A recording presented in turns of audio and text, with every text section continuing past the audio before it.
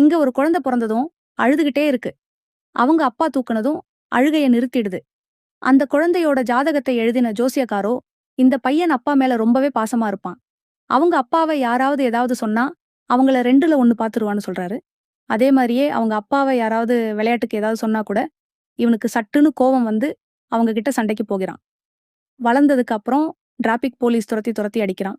எதுக்குன்னே இவங்க அப்பா கேட்டதுக்கு, அவங்க லஞ்சம் வாங்குறத பார்த்து நீங்க மனசுக்குள்ள கோவப்பட்டீங்க. அதனால தான் நடிச்சேன்னு சொல்றான். நிம்மதியா புடிச்சா சாப்பாட கூட சாப்பிட விட மாட்டேங்கிறான்.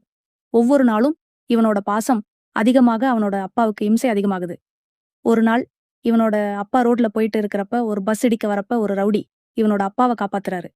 இப்ப தன் அப்பாவோட உயிர காப்பாத்துன அந்த ரவுடிய பார்க்க போறப்ப அந்த ரவுடிக்கு ஒரு பிரச்சனைன்னு தெரிய வருது. உடனே இவன் பேசி அந்த பிரச்சனைய சரி பண்ணி அந்த ரவுடி கூட ஃப்ரெண்ட் ஆயிடுறான். இப்ப இவன் அப்பா வேலை பார்க்குற ஆபீஸ்க்கு வந்த மினிஸ்டரோ அவர் கட்டப்போற ஷாப்பிங் மாலுக்கு அப்ரூவல் கேட்டு கையெழுத்து கிடக்குறாரு.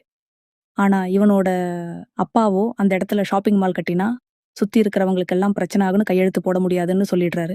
அதனால மினிஸ்டரோ இந்த ரவுடிய கூப்பிட்டு எப்படியாவது கையெழுத்து வாங்கி தர சொல்றான். இப்ப அந்த ரவுடியோ என்ன பண்றதுன்னு முழிச்சுக்கிட்டு இருக்கிறப்ப இவன் அங்க போய் தன் அப்பானே தெரியாம அந்த ரவுடிக்கு ஐடியா கொடுக்குறான். அந்த ஆபீசரோட வீட்டுக்கு நிறைய கிஃப்ட் அனுப்பி வைக்க சொல்றான். அந்த ரவுடியோ நிறைய கிஃப்ட் கொண்டு போய் கொடுத்து கையெழுத்து கேட்கறான். ஆனா இவனோட அப்பா முடியவே முடியாதுன்னு சொல்லிடுறாரு.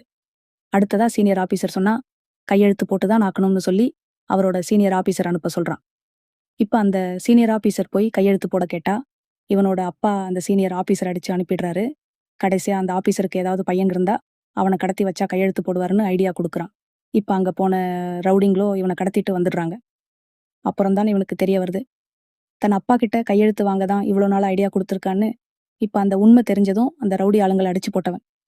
அடுத்ததா அந்த மினிஸ்டர் சொல்லிதான் அந்த ரவுடி இப்படி பண்ணான்னு தெரிஞ்சுக்கிட்டு இப்ப அந்த மினிஸ்டரோட இடத்துக்கே போய் அந்த மினிஸ்டருக்கே வார்னிங் கொடுத்துட்டு வரான். அப்படியே சப்ஸ்கிரைப் பண்ணிட்டு போங்க உறவுகளே.